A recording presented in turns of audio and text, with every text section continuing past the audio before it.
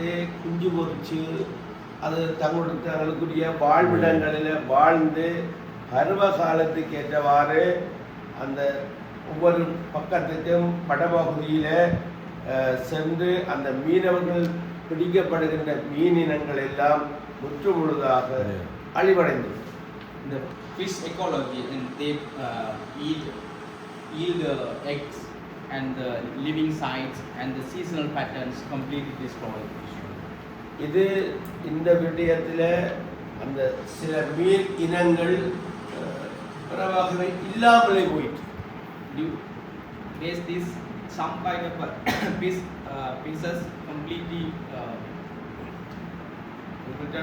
depleted. Depleted. என்னுடைய நான் 13 வயசு காலத்தில் என்னுடைய தகப்பனாரோட தொழிலில் ஈடுபட்டவன். I went to fishing during my 13 years old with my father. படித்து பள்ளிக்கூடம் படித்து நான் அவரோட தொழில் மேற்கொண்டு முழுமையான தொழிலாளராக நான் ஈடுபட்டேன். I went to my father during my studies, school studies. என்னுடைய அப்பாவோட செய்த காலத்தில் இருந்த மீன் வகைகள் இல்லை. Now there are no fish type during my father's time.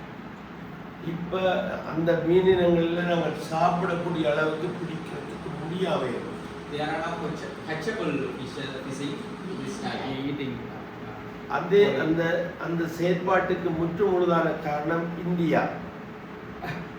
That's the main reason for India. What's the main reason why? He said that's the main reason for India because reducing the fish resources and they can't eat fish. நாங்கள் Shama.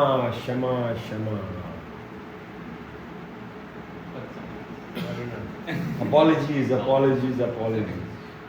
நாங்கள் யுத்த காலத்தில் நிறைய கஷ்டங்களை அனுபவித்தவர்கள்.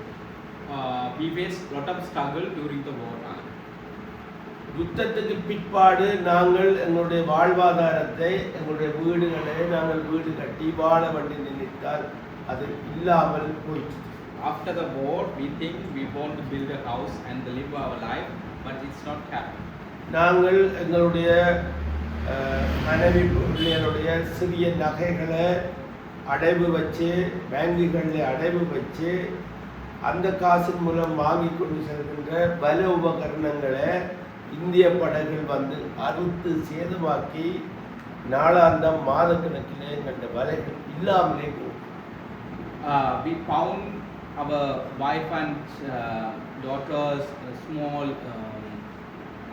jewelries in the banks, and we invest into the nets, and the owners come here and cut that nets. நான் படிக்கிற போகிறேன்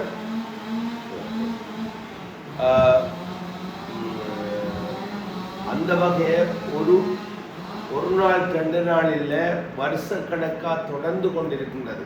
It's not happening in the 1 or 2 weeks or 2 days. It's happening in the whole continuous years. இது சம்பந்தமாக எங்களுடைய அரசாங்கங்களோட 2003ஆம் ஆண்டிலிருந்து நாங்கள் எங்களுடைய குறைகளை சொல்லி பார்த்தோம், கேட்கல. Based on this, we talked with the government from 2003 to now. They never cared about it. நாங்கள் வடபகுதியில் இருக்கிற 4 மாவட்ட மீனவர்கள் ஒருங்கிணைந்து கிட்டத்தட்ட 19 மீனவர்கள் இந்தியா சென்று அவர்களுக்கு எங்களுடைய கஷ்ட சூழ்நிலை எல்லாம் வழக்கு கொடுத்தோம். They donated from the four districts in the Jaffna region out of Vaunia. They went to 19 fishermen to India, explain this issue. அங்கே நாங்கள் அந்த 19 மாவட்டங்களிலும் எங்களோட போன்ற மீனவர்கள் தான், எங்களுடைய தமிழ் மீனவர்கள் தான், இந்தியாவில் இருக்கிற தமிழ்நாட்டு மீனவர்கள் தான் எங்களுடைய கடலுக்குள்ள வந்து எங்களுக்கே எங்களுடைய வயிற்றிலே அடிக்கிற மாதிரி இருக்கு.